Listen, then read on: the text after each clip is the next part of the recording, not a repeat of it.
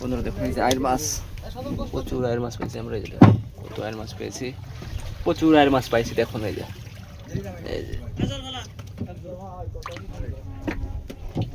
এইটাই ভরা, এতগুলো মারা হয়েছে।